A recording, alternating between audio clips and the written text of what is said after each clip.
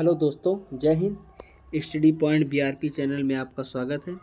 तो दोस्तों, जैसा कि आप जानते हैं कि सीएसएल वाला जो है एग्ज़ाम चल रहा है। तो आज दोस्तों 13 नवंबर है। तो 13 नवंबर का हम जो है जो एग्ज़ाम है उसका एनालिसिस देखने वाले हैं, ठीक ना। फर्स्ट शिफ्ट का जो है एनालिसिस देखने वाले हैं, जो कि मोस्ट इंपॉर्टेंट क्वेश्चन है, ठीक ना।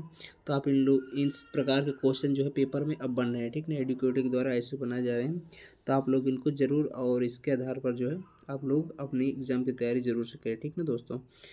तो अगर दोस्तों आप नए हैं तो हमारे चैनल को सब्सक्राइब कर लीजिए और बेल आइकन प्रेस कर लीजिए, ताकि वीडियो की नोटिफिकेशन सबसे पहले आप तक पहुंचे, ठीक है ना दोस्तों।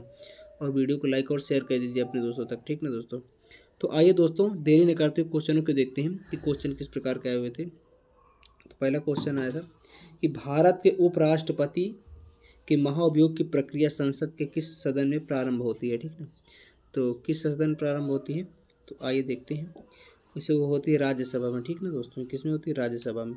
तो भारत के उपराष्ट्रपति को हटाने यानी हटाने की जो प्रक्रिया है वही को महाभियोग कहते हैं, ठीक ना। महाभियोग के द्वारा ही हटाया जाता है। तो वो कहाँ? राज्यसभा में शुरू होती है। इसके लिए उपराष्ट्रपति को हटाने के प्रस्ताव को राज्यसभा के तत्कालीन सदस्यों को बहुमत से पारित किया जाना चाहिए और लोकसभा द्वारा इसकी पुष्टि की जानी चाहिए। देखिए हाँ, ये होता है।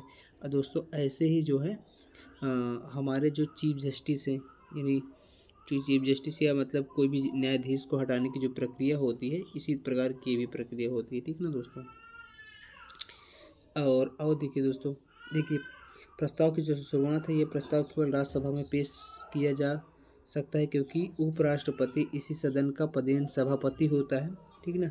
और प्रक्रिया जो है, प्रस्ताव लाने से पहले कम से कम 14 दिनों तक अग्रिम सूचना देना आवश्यक है, यानी पहले सूचना देना क्या आवश्यक है, ठीक ना।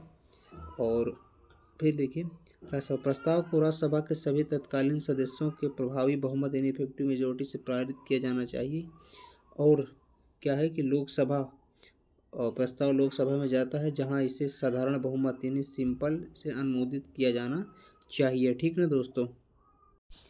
तो दोस्तों आइए थोड़ा सा देख लेते हैं कि जो है यानी राष्ट्रपति से संबंधित जो अनुच्छेद है उनको भी देख लेते हैं।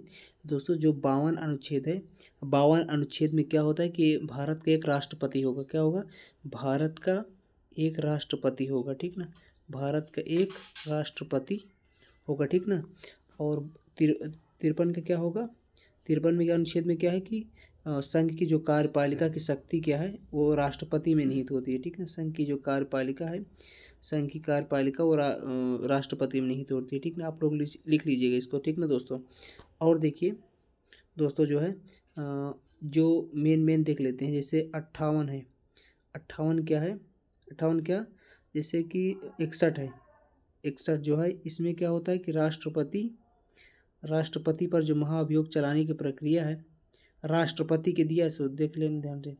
राष्ट्रपति जो 61 अनुच्छेद है, अनुच्छेद 61 वो क्या है? राष्ट्रपति पर महाभियोग चलाने की प्रक्रिया, ठीक ना। महाभियोग चलाने के, ठीक ना। और क्या है जो और ठीक ना। और जो अनुच्छेद 60 है वो राष्ट्रपति को शपथ दिलाई जाती है, यानी चीफ जस्टिस ऑफ इंडिया के द्वारा वो दिया है। किसमें? 60 में। 60 में क्या दिया है? शपथ वाला दिया है, ठीक ना। शपथ, ठीक। और अब देखिए अगला प्रश्न दोस्तों लिखा है। अगला प्रश्न दिया है कि बेंग बोंग किस प्रकार का वाद्य यंत्र है, ठीक ना। तो बेंग बोंग जो है एक प्रकार का आघात वाद्य यंत्र, ठीक है। बेंग बोंग एक प्रकार का आघात वाद्य यंत्र यानी परक्यूजन इंस्ट्रूमेंट है, जो मिजोरम का एक स्वदेशी वाद्य यंत्र है, ठीक ना। जो जाइलोफोन से कुछ समानता रखता है या सपाट लकड़ी की पट्टियों की एक श्रृंखला से बना है, ठीक ना दोस्तों। और क्या है? जो 3 संगीतमय स्वर उत्पन्न करता है, ठीक दोस्तों। देखिए यानी संगीत से क्वेश्चन आ रहे हैं, ठीक ना। आप लोग इसको जरूर, क्योंकि संगीत से कभी पूछ सकता है कि ये जैसे कोई डांस पूछ लिया, लोक नृत्य हो गया, और कौन कौन से नृत्य हो गए? जैसे लोक नृत्य हो गया, और आपके क्लासिकल डांस यानी शास्त्रीय नृत्य हो गया, ठीक ना। अब जैसे देख लीजिए, तो दोस्तों जैसे मान लीजिए कि जैसे कथकली क्या है? ये शास्त्रीय नृत्य, ठीक ना। कथकली जो है शास्त्रीय नृत्य, जैसे कथकली हो गया। और जो है मोहिनीअट्टम, ठीक ना। मोहिनीअट्टम ये कहाँ के हैं? ये केरल के हैं, ठीक ना। ये केरल के हैं, केरल के। भरतनाट्यम तमिलनाडु का है, ठीक ना। भरतनाट्यम जो है ये कहाँ का है, तमिलनाडु के। ये क्या शास्त्रीय नृत्य है, ठीक ना। और देखिए कथक, कथक जो है उत्तर प्रदेश का, ठीक ना। कथक जो है वो उत्तर प्रदेश का है, ठीक ना, उत्तर प्रदेश का। तो आप लोग इनको याद रखिएगा, ठीक ना दोस्तों। कुचिपुड़ी देखो देखो दोस्तों, कुचिपुड़ी जो है, कुचिपुड़ी, कुचिपुड़ी जो है दोस्तों ये कहाँ का है, कुचिपुड़ी दोस्तों ये जो है ये आंध्र प्रदेश का, ठीक ना। कहाँ का, आंध्र प्रदेश का। आप लोग इसको नोट कर लीजिएगा, ठीक ना, आंध्र प्रदेश का है, ठीक ना। और देखिए दोस्तों जो मोस्ट इम्पोर्टेंट थोड़ा लोक नृत्य है, ठीक ना। लोक नृत्य यहाँ पर आप देख लीजिए, यहाँ पर देख लीजिए मोस्ट इम्पोर्टेंट जो लोक नृत्य, जैसे कि क्या हो गया, बिहू। बिहू कहाँ का है, बिहू जो है आसाम का है, ठीक ना। कहाँ का है, आसाम का है। बिहू जो है आसाम का है। और गरबा, गरबा जो कहाँ का है, गरबा है गुजरात का, ठीक ना। गरबा है गुजरात का। ये जो गरबा है ये यूनेस्को हेरिटेज में शामिल हो गया, ठीक ना। आप इसको याद रखना, ठीक ना। और क्या है, भांगड़ा, भांगड़ा जो है, भांगड़ा जो है ये पंजाब का है, ठीक ना। भांगड़ा जो है पंजाब का, ठीक है। घूमर जो है, घूमर, घूमर कहाँ है, राजस्थान का, ठीक ना। कहाँ का है, राजस्थान का। एक चीज़ और है, राउप, ये पेपर में पूछा जा सकता है, राउप। तो राउप कहाँ का है दोस्तों, जम्मू एंड कश्मीर का, ठीक ना, जम्मू एंड कश्मीर का, ठीक ना। और देख लीजिए दोस्तों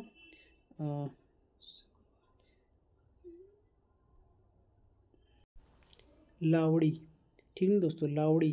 तो लावड़ी कहाँ का है, लावड़ी दोस्तों जो है, लावड़ी जो है महाराष्ट्र का, ठीक ना, महाराष्ट्र का है। ये है महाराष्ट्र का, ठीक ना। आप लोग याद रखिए महाराष्ट्र, ठीक ना, लावड़ी जो है महाराष्ट्र का है। तो आइए अब अगला प्रश्न देखते हैं दोस्तों। अगला प्रश्न क्या है, तो ये हो गया, ठीक ना। तो अगला प्रश्न जो है दोस्तों वो था कि भारत में सबसे बड़ी बांध, सबसे बड़ा बांध जो है वो कौन सा है, ठीक ना दोस्तों। तो जो भारत में सबसे बड़ा बांध है वो कौन सा है दोस्तों, वो बांध है टिहरी बांध, ठीक ना। उत्तराखंड के गढ़वाल क्षेत्र में भागीरथी और भिलांगना नदी के संगम पर बना एक बहुउद्देशीय बांध है, ठीक ना। कौन सा बांध, टिहरी बांध। यह भारत का सबसे ऊंचा बांध है, ठीक ना। कैसा है, भारत का सबसे ऊंचा बांध है और दुनिया में 13वें नंबर पर है, ठीक ना। ये बांध बिजली उत्पादन, सिंचाई और पीने के पानी की आपूर्ति के लिए एक महत्वपूर्ण स्रोत है, ठीक ना। अधिक स्थान क्या है, उत्तराखंड में है, ठीक ना। भारत की नदी कौन, भागीरथी और भिलांगना नदी के इस संगम पर क्या है, संगम पर बना हुआ है, ठीक ना। ऊंचाई कितनी है, 260.5 मीटर यानी 855 फीट है, ठीक ना दोस्तों। और क्षमता इसकी बिजली उत्पन्न करने की कितनी क्षमता है, तो 2400 मेगावाट बिजली उत्पन्न करता है। और सिंचाई हुआ पानी, पीने के पानी के लिए जल की आपूर्ति करता है, ठीक। उद्देश्य क्या है, बहुउद्देशीय बांध है, ठीक ना दोस्तों। अब दोस्तों देखिए थोड़ा से और एक दो बांध देख लीजिए, जैसे मान लीजिए टिहरी हो गया, हीराकुंड बांध, ये मोस्ट इम्पॉर्टेंट है। तो हीराकुंड जो बांध है ये सबसे क्या है, लंबा बांध है, ठीक ना। सबसे लंबा बांध के हीराकुंड बांध, ये कहाँ है, उड़ीसा में, ठीक ना। कहाँ दोस्तों, आप याद रखिए, जैसे हीराकुंड बांध उड़ीसा, कहाँ है, उड़ीसा में, ठीक ना, उड़ीसा में है, ठीक ना। यहाँ पर उड़ीसा में ही कौन सी झील, चिल्का झील है, ठीक ना, चिल्का झील, ये भी याद रखें, चिल्का झील है, ठीक ना। सरदार सरोवर बांध कहाँ है, सरदार सरोवर बांध गुजरात में नर्मदा नदी पर है, ठीक ना। सरदार सरोवर बांध कहाँ पर है, गुजरात में है, नर्मदा नदी पर। कहाँ है, गुजरात में। कहाँ पर है, नर्मदा नदी पर। आप लोग याद रखिएगा, ठीक ना। भाखड़ा नागल बांध कहाँ है, हिमाचल प्रदेश और पंजाब में सीमा सतलुज नदी पर बना, ठीक ना दोस्तों। अब आइए अगला प्रश्न है दोस्तों आपके सामने कि अगला प्रश्न है कि शिवाजी महाराज ने किन शासकों के साथ युद्ध लड़े थे। तो आइए देखते हैं दोस्तों। तो शिवाजी महाराज ने मुख्य रूप से मुगल साम्राज्य और आदिल शाही सल्तनत के शासकों पर युद्ध लड़े थे। उनके प्रमुख विरोधियों में क्या औरंगजेब और मिर्जा राजा जयसिंह और अफजल खान आदिल शाही शामिल थे। और इसके अतिरिक्त तो उन्होंने शाइस्ता खान और अन्य सदस्यों से भी लड़े थे, ठीक ना।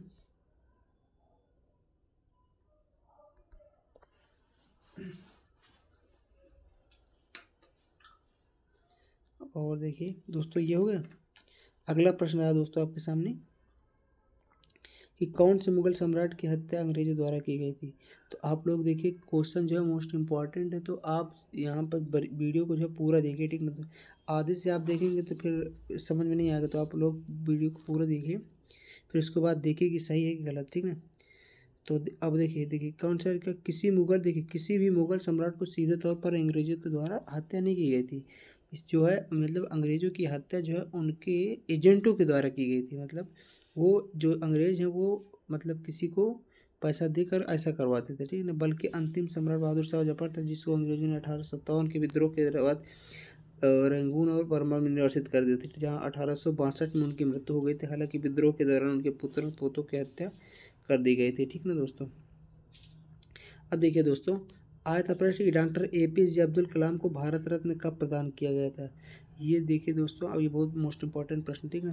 तो डॉक्टर APJ अब्दुल कलाम को 1957, ठीक ना, 1997 में भारत रत्न से सम्मानित किया गया था। यह सम्मान उन्हें भारत की रक्षा और विज्ञान प्रौद्योगिकी में उनके असाधारण योगदान के लिए प्रदान किया गया था, ठीक ना। 1957 में भारत का सर्वोच्च नागरिक सम्मान भारत रत्न सम्मानित किया गया था, ठीक ना दोस्तों। और क्या अन्य पुरस्कार उन्हें 1981 में पद्म भूषण और 1990 में पद्म विभूषण से सम्मानित किया गया था, ठीक ना दोस्तों। ये दोस्तों क्या है, ये सेकंड हाईएस्ट है, ठीक ना, सेकंड हाईएस्ट है और ये थर्ड, ठीक ना। सबसे ज़्यादा भारत रत्न जो है सबसे सर्वोच्च सम्मान है, ठीक ना दोस्तों। और अगला प्रश्न देखते हैं दोस्तों। अगला प्रश्न जो आया था दोस्तों वो था कि कदम नबाड़ी घास भूमि कहाँ स्थित है। तो कदम नबाड़ी जो घास भूमि भारत के महाराष्ट्र जिले के पुणे जिले इंदापुर तहसील में स्थित है और यह दक्कन पठार का हिस्सा है, ठीक ना दोस्तों। स्थान क्या है, पुणे जिले में इंदापुर तहसील का एक गांव है। भूगोल, यह एक लगभग 2000 हेक्टेयर में फैला हुआ है, ठीक ना दोस्तों। विशेषताएं क्या है, यहाँ की घास भूमि जो मौसम के अनुसार रंग बदलती है, गर्मियों में सुनहरी और मानसून में हरी हो जाती है, पारिस्थितिकी तंत्र की दृष्टि से महत्वपूर्ण है और भारतीयों वे भेड़ी जैसे कई जीवी का घर है, ठीक है दोस्तों। अगला प्रश्न था दोस्तों कि नारकोटिक्स ब्यूरो के प्रमुख कौन है। तो नारकोटिक्स कंट्रोल ब्यूरो NCB के जो प्रमुख हैं अनुराग गर्ग हैं, जिनका सितंबर 2024 से इस पद पर कार्यभार संभाल रहे हैं। वे भारतीय पुलिस सेवा के अधिकारी हैं, ठीक है दोस्तों। वर्तमान में प्रमुख अनुराग गर्ग हैं और पदभार 2024 में की थे, ठीक ना दोस्तों।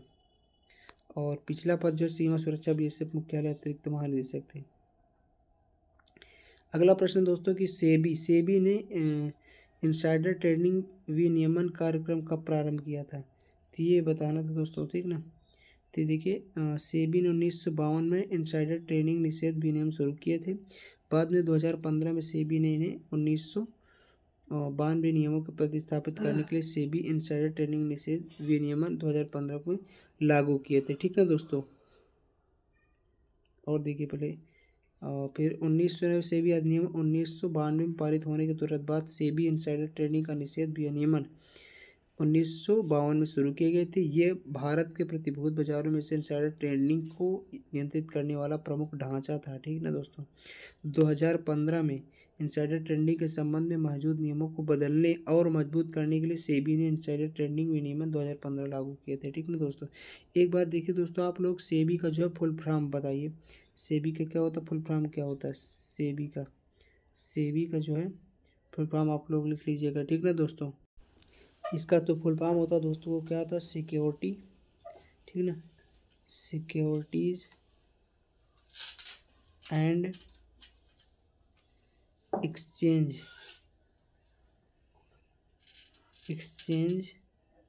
ठीक ना, बोर्ड ऑफ इंडिया, ठीक ना दोस्तों। अगला प्रश्न है तो दोस्तों कि ई मोबाइलिटी इंडेक्स 2024 में प्रथम स्थान पर कौन सा राज्य केंद्र शासित प्रदेश है। तो देखिए मोबाइलिटी इंडेक्स 2024 में दिल्ली ने प्रथम स्थान हासिल किया है। इसके बाद महाराष्ट्र और चंडीगढ़ क्रमशः दूसरे और तीसरे स्थान पर हैं। ये सूचकांक नीति आयोग के द्वारा इलेक्ट्रॉनिक वाहन EV अपनाने और बुनियादी ढांचे की तैयारी के आधार पर राज्यों और केंद्र शासित प्रदेशों में को रैंक करने के लिए लॉन्च किया गया था, ठीक है दोस्तों। और दिल्ली में समग्र रूप से शीर्ष पर है और EV अपनाने और नवाचार में भी अग्रणी है। एक चीज़ और देखिए, नवाचार आ गया तो नवाचार भारत में नवाचार इंडेक्स में स्थान कौन सा है नवाचार में, तो कौन सा 38 है, ठीक ना, 38 स्थान है, याद रखिएगा तो, ठीक है, करंट का क्वेश्चन है। महाराष्ट्र देखिए, महाराष्ट्र दोस्तों सार्वजनिक ईवी बसों की संख्या के मामले में सबसे आगे है, ठीक ना। चंडीगढ़ छोटे राज्यों और केंद्र शासित प्रदेशों में सबसे आगे है और इलेक्ट्रिक दोपहिया वाहनों के लिए महिलाओं और प्रोत्साहन जैसे उपाय करता है, ठीक ना दोस्तों। एक हाँ दोस्तों, यहाँ पर जो है पुस्तक से संबंधित भी प्रश्न आ रहे हैं, ठीक है दोस्तों। तो आप लोग जरूर से जरूर पुस्तक से संबंधित वाले क्वेश्चन जरूर से कर लीजिए, ठीक है दोस्तों। जैसे आया था आज कि द नेम ऑफ सिख, किसकी पुस्तक के लेखक कौन है। कल भी आया था कि एक पुस्तक के लेखक के नाम आया था, आज भी आया है, ठीक ना दोस्तों। तो आप लोग जरूर से जरूर इसको पढ़े। कल विनीत टाइप में आया था, ठीक ना, विनीत। तो ऐसे आप लोग याद रखिएगा, इसको जरूर से जरूर पढ़ लीजिए, ठीक है। द नेम ऑफ सिख पुस्तक झुम्पा लाहिड़ी ने किसने झुम्पा लाहिड़ी ने इसको लिखी है। यह एक अमेरिकी लेखिका द्वारा लिखा गया उपन्यास है जो 2003 में प्रकाशित हुआ था, ठीक ना दोस्तों। यह उनका पहला उपन्यास है जिसने अनेक पिछले काम इंटरप्रेटर ऑफ मराठीज 1999 के विषयों को भी आगे बढ़ाया, ठीक ना दोस्तों। यह उपन्यास एक बंगाली दंपति को अमेरिका में बसने की कठिनाइयाँ और संघर्षों का वर्णन करता है, ठीक। ये क्या करता है, वर्णन करता है, ठीक। और देखिए ऐसा एक प्रश्न आया था दोस्तों, ये पूरी तरह से पता नहीं था, निम्नलिखित में से कौन सा कथन सही था, ऐसा था प्रश्न। और उसमें ऊर्जा दिया था कि जो इसमें का सही कथन था वो हमको मिल गया था। तो ऐसा था, उसमें जो सही कथन था कि ऊर्जा को जीरो नहीं किया जा सकता, यानी शून्य नहीं किया जा सकता, खत्म नहीं, ऊर्जा कभी भी खत्म नहीं होती, ना तो बनती ना तो खत्म। तो ऊर्जा को ना तो नष्ट किया जा सकता है ना तो उत्पन्न किया जा सकता है, उसे बस केवल एक रूप से दूसरे रूप में परिवर्तित किया जाता है, ठीक ना। केवल क्या है, परिवर्तित किया जा सकता है दोस्तों। आप लोग जानते हैं ई बराबर क्या होता है, MC², जो आइंस्टीन का महत्वपूर्ण सूत्र, ठीक ना। ई बराबर MC², ठीक ना। तो ई क्या है, एनर्जी है, ठीक ना, क्या है, एनर्जी है, एनर्जी है। और एम क्या है, ये जो है एम क्या है, द्रव्यमान है। एम क्या है, वस्तु का द्रव्यमान है। सी जो है ये है लाइट, प्रकाश की चाल है, ठीक है दोस्तों, प्रकाश की चाल है। तो ई जो द्रव्यमान है वो कन्वर्ट हुआ ई एम आती है, एक्सचेंजिंग फार्मूला है, ठीक ना दोस्तों। तो आई होप आपको वीडियो पसंद आएगी दोस्तों। ये मोस्ट इंपॉर्टेंट क्वेश्चन थे जो आज के एग्जाम में आए हुए थे। तो जो आई होप आपको इससे बहुत हेल्प मिलेगी, ठीक ना दोस्तों। तो अगर दोस्तों आप नए हैं तो हमारे चैनल को सब्सक्राइब कर लीजिए ताकि वीडियो की नोटिफिकेशन सबसे पहले आप तक पहुँचे, ठीक है ना दोस्तों। तो अगर नेक्स्ट वीडियो में फिर मिलते हैं, ठीक है ना दोस्तों, तब तक के लिए जय हिंद दोस्तों।